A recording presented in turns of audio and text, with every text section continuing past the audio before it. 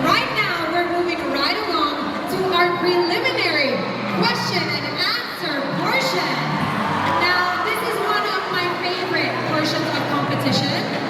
Not because I think it's one of the most difficult, but because I'm a believer, as I'm sure many of our judges are as well, that being a beauty queen is not just being a beautiful face, it's not just having confidence, but it's being able to be an eloquent communicator and to be able to really translate your thoughts and opinions effectively and hopefully make an impact on your audience.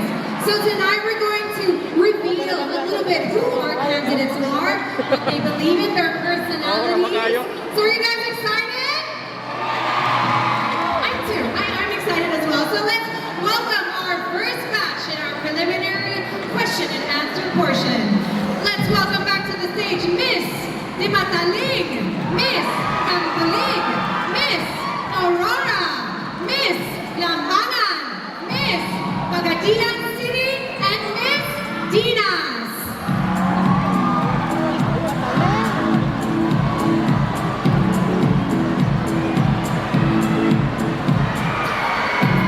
All right, let's get the ball rolling with Miss Dimataling. Please make your way here.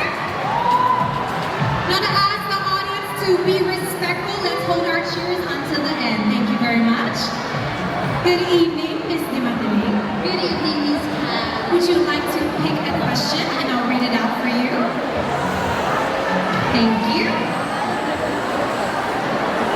Here's your question.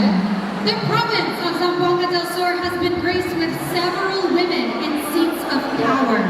Given that there is no political underrepresentation in this province, why do you think women like you should be given a seat in the table of leadership? Gone are the days where women are often misconcepted as weaklings. And our province is a great representation of a strong women, especially with the leadership potentials they have. I believe that as a beauty queen and as a candidate for Miss Zamboanga Del Sur 2024, I deserve a seat in leadership simply because I embody gracefulness, leadership skills, and good communication skills. I do believe that to be a leader means to speak up for what is right and to continue believing for the causes that they want to fight for. Thank you.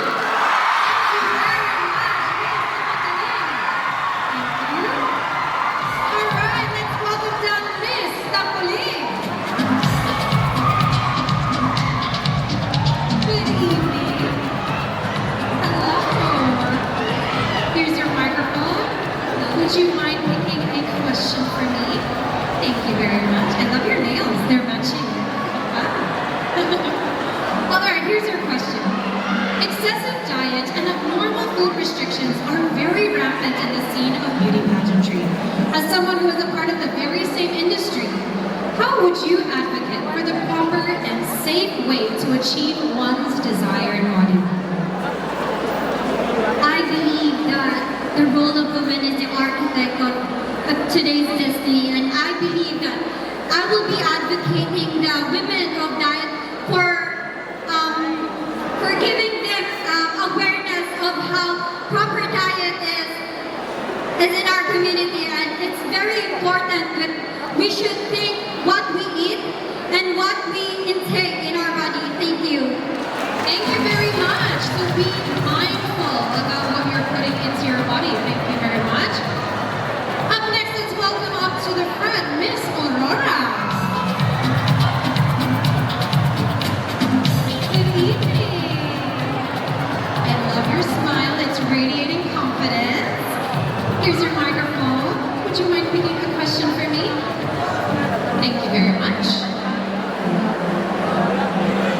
Here's your question, Miss Aurora. Millions of people celebrate the grandeur of beauty pageants here in the Philippines. This celebration also comes with a curse as people criticize beauty queens ruthlessly for every step that they make. How would you urge the general public to have kinder conversations in the narrative of beauty pageants?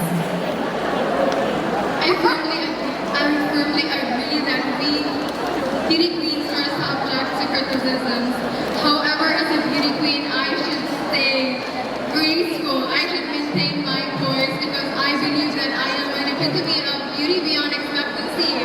I embody the knowledge of veracity and expresses my advocacy of sincerity. And as beauty queen, we should remember to be the lights of inspiration for ourselves and our community. Because when we do that, our lumens will actually illuminate a world of compassion, kindness, and love. And I believe that is what we need. That is what the world needs. Thank you. Very eloquently spoken. Thank you, Miss Aurora. But I like that question though, because it really puts a spotlight. Like we need to be a kinder audience also. Alright, hindi ako magka-Q&A today. Alright, let's welcome up Miss Lambangan.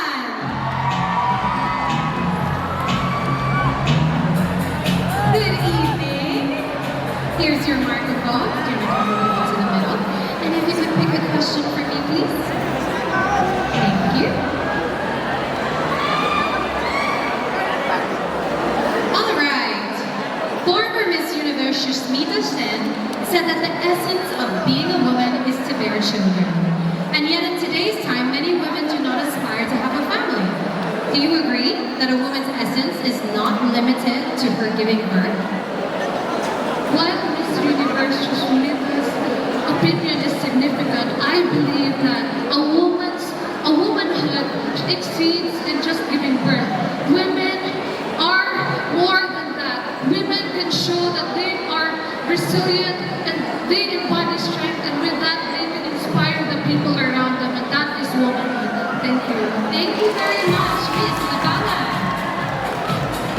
All right, let's welcome Miss Pagadian City.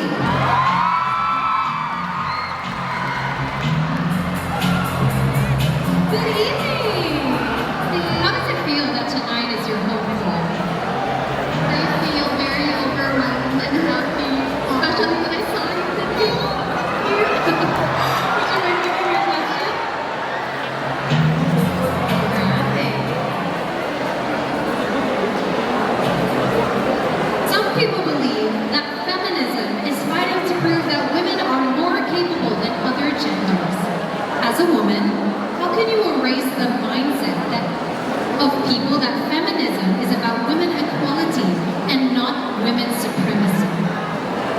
Thank you for that question. Okay, for me, feminism is about women empowerment. It's about respect. It's about showing that we women have so many things to offer to the world. The power that we give. And it's not about supremacy, but it's about uplifting. It's about equality that we share to the women, and not just to women, but to all genders. Thank you. Thank you so much, Miss Pagadian City. And let's round up our first batch of the preliminary Q&A with Miss Dinas. Welcome. How are you feeling tonight? I'm good. Oh, I'm happy to hear it. Would you mind picking a question from me? Perfect. All right, your question is, based on a report from Inquirer, a recent World Health Organization survey found that there are 15 million single parents in the Philippines, with over 14 million, 95% being women.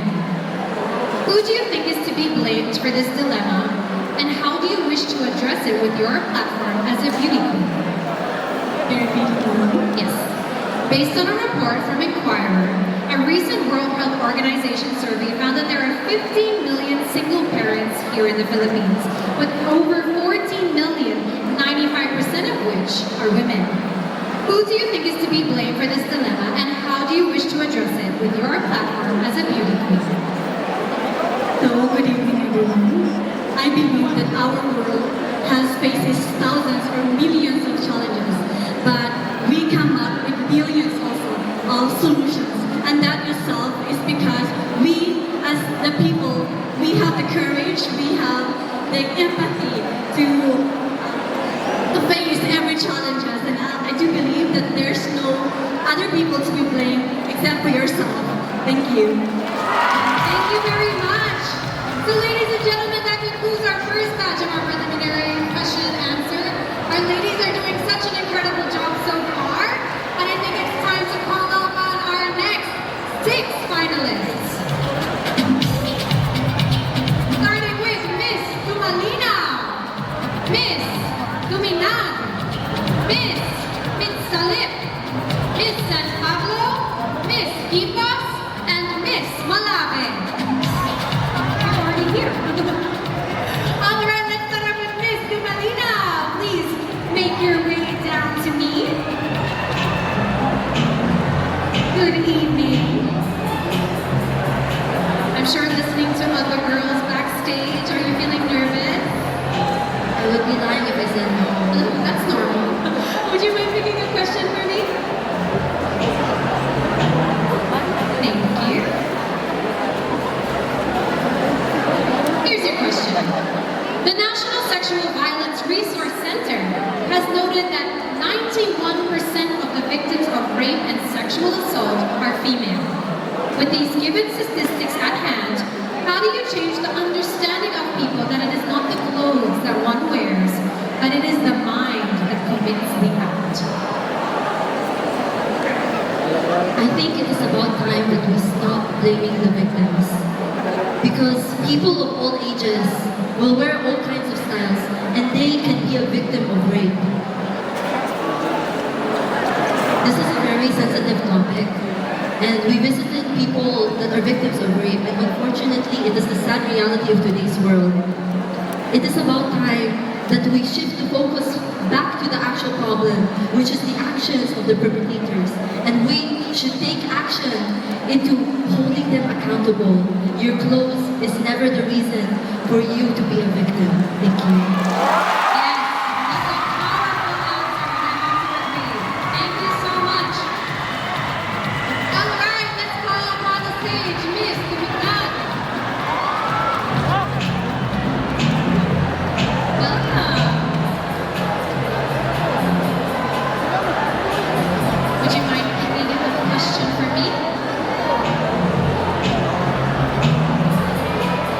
Yeah.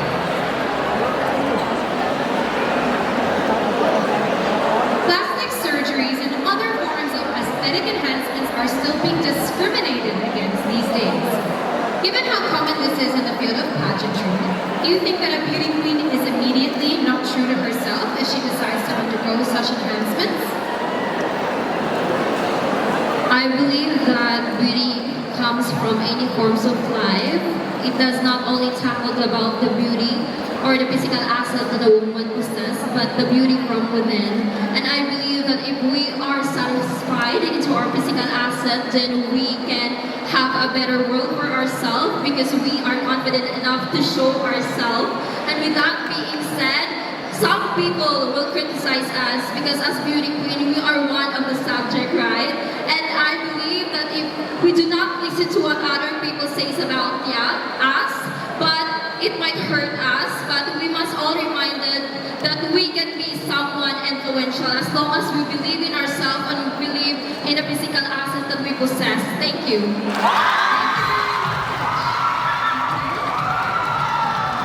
Let's forward Miss Mitsalip to the stage. Good evening, Miss Mitsalip. Would you mind? Thank you. Would you mind picking a question? Thank you.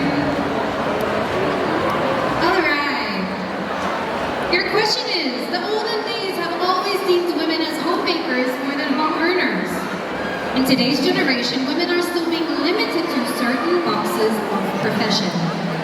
What would be your message to women out there who have been doubtful of their career paths because of these social constructs? So much. I believe as a woman, we are limitless. We have the capabilities to do more, to strive harder, and to be a better version of myself. As well as, I want to tell to a younger generation that to believe in themselves because I know you have the capabilities to become to become a better and the best version of who you are. Thank you. Thank you so much.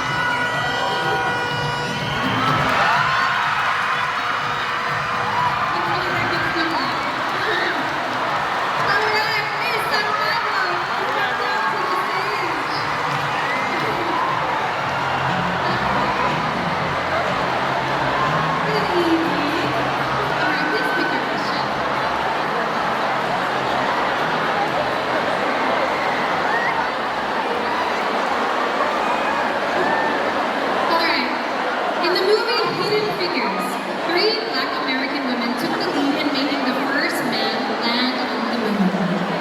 With such a strong statement from a movie based on a real-life story in 1961, how far do you think women have gone in terms of milestones and breaking the glass ceiling? I personally watched that movie and it was really, I could resonate so much to it. One thing that came to my mind is that I am reminded that women are capable of a lot of things. In history, we have progressed further and we can see that the women in hidden figures were wearing skirts and high heels. So we get to remember that women empowerment does not necessarily mean that we are limited to being necessarily just strong and fierce. We are reminded that femininity or feminism itself is finding strength in gracefulness, in daintiness, in being demure. I am standing here in front of you, echoing the silent cries of the marginalized women when I say, babae mi, dili kay babae lang. Thank you. Thank you very much. It's a very powerful statement. Thank you, Miss San Pablo. Let's move right along to Miss Key Boss. Please make your way down to the stage. How are you? Good evening. Hello, good evening. Well, I'm not so composed right now that every cell that builds on my body is actually trembling. It's okay. It's normal. My knees were shaking too, so you're doing great. Alrighty, you ready for your question? The phrase, very demure, very mindful, has been popularized all over social media platforms in these last few months. In contrast to the Maria Clara narrative of the Filipino culture, how do you think you would be able to prove that a woman can be still very mindful, even if she is not very demure? Thank you. Well, Maria Clara is an epitome of woman who has a good character to herself and to her surroundings. But as a queen, I influence each and every one of you to not aspire just like to be Maria Clara. Because in their time, Maria Clara was reprimanded by their rights, leaving them voiceless. And as a woman in this modern generation, I influence each and every one of you to fight for your rights. Do not let the society dictate who you are and what you can become. And with that, I hope we foster solidarity, because in solidarity we can shape our world into a better future for our generations, which is the future of our nation. Thank you. Thank you very much, Ms. Vivas. And she said she was nervous. Hindi pala tayo. Alright, and to round up our preliminary Q&A round is, of course, Ms. Malave. How are you feeling? I'm feeling amazed. What am I seeing right now? It's so amazing that Thank you. Oh my God, I don't know. But this moment is all about you. You ready to pick your question?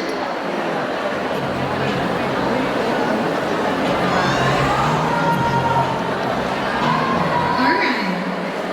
According to GMA, women's sports in the Philippines continues to struggle in making a dent in existing structures in sports, especially in varsity programs. But in the 2020 Olympics, the first gold medal of the Philippines was won by a woman. What does this say about the need to shift our efforts to support everyone equally, no matter the gender? Women are capable of doing something. We are born to have our rights, and we deserve for it to be respected and protected.